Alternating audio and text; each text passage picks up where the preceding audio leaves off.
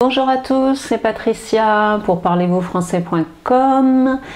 J'espère que vous allez bien aujourd'hui. Alors, moi je suis sûre qu'aujourd'hui je vais faire des heureux parce que je vais faire de la grammaire. Oui, voilà.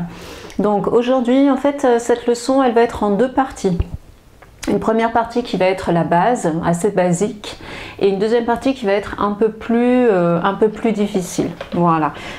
Donc la première partie ici qu'on va voir, c'est la place de l'adjectif. Donc ce sont les situations générales de la place de l'adjectif. Alors on commence tout de suite. Voilà, je vous laisse prendre vos stylos, vos feuilles, vos cahiers, etc.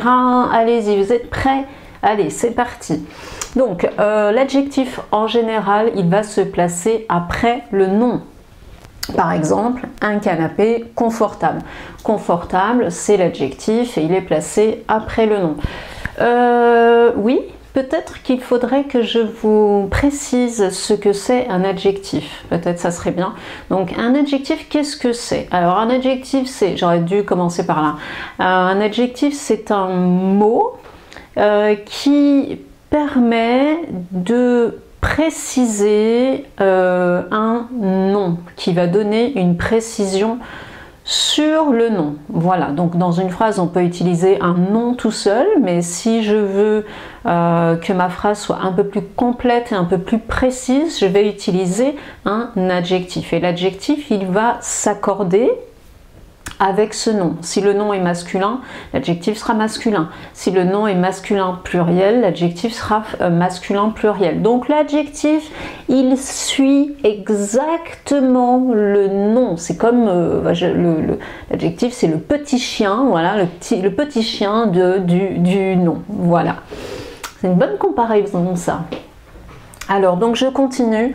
Certains adjectifs courts se place avant le nom. Par exemple, beau, joli, petit, gros, grand, bon, mauvais et jeune. Donc tout ça, ce sont des adjectifs qui sont dits courts et donc on va placer avant le nom.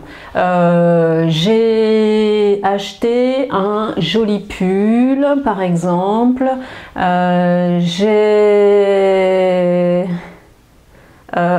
J'ai adopté un jeune chien, par exemple, etc. Donc, avant le nom.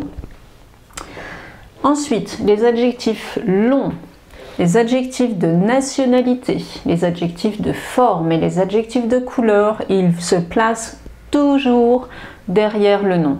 Voilà, donc par exemple, une table ronde, donc ça c'est pour la forme, une table ronde, une table carrée, un pantalon jaune, etc. Un ami brésilien, un ami américain, etc. Voilà. Attention pour certains adjectifs masculins, donc qui vont se transformer devant un nom, donc masculin, qui va commencer par une voyelle ou par un H muet. Beau, l'adjectif masculin, va devenir belle. Donc ça, c'est au masculin. Attention, nouveau, nouvelle. Vieux, vieille. Par exemple, un bel, qu'est-ce que je pourrais dire? Un bel hôtel. Un bel hôtel. Un bel homme. Donc, le nom est masculin, commence par un H muet, donc je vais utiliser belle. Nouveau, nouvelle, un nouvel hôtel par exemple, un nouvel ami. Donc ça commence par un H muet ou une voyelle, donc je vais utiliser nouvelle. Attention à ne pas confondre avec nouvelle, deux L, E. Mais là, c'est vrai que la prononciation est la même. Vieux, vieille, un vieil homme. Un vieil homme. D'accord, voilà, donc là ça commence par un H muet, ça pourrait commencer par une voyelle, un vieil arbre, un vieil arbre, un vieil arbre, voilà, donc là je fais aussi la liaison. Enfin, attention à la prononciation, donc la prononciation de ces adjectifs par exemple devant un nom masculin, donc toujours qui commence par une voyelle ou par un H. Par exemple alors, un grand arbre, un grand arbre. Donc là, j'écris grand, d'accord, D, arbre. Et là, je prononce, je ne sais pas si vous pouvez entendre, un grand arbre. Donc là, le D se prononce T. Et oui, attention, alors je ne sais pas pourquoi, mais c'est peut-être parce que c'est plus facile, c'est plus joli d'entendre ça. Donc un grand arbre. Un premier, donc ça c'est masculin, devant un nom qui va être masculin commençant par une voyelle ou par un H. Un premier entretien,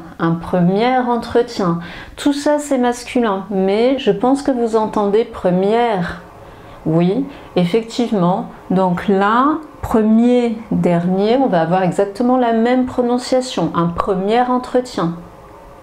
C'est du masculin, mais on entend R. Voilà.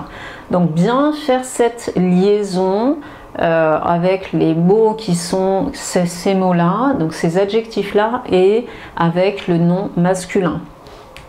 Même chose avec bon. Qu'est-ce que je pourrais dire comme exemple? Oui, un bon acteur.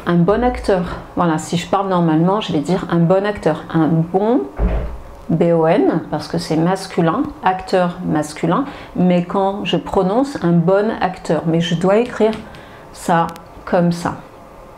Voilà, de toute façon, je pense que vous avez vu au fur et à mesure les phrases, ça pourra vous aider. Entraînez-vous bien sur la prononciation,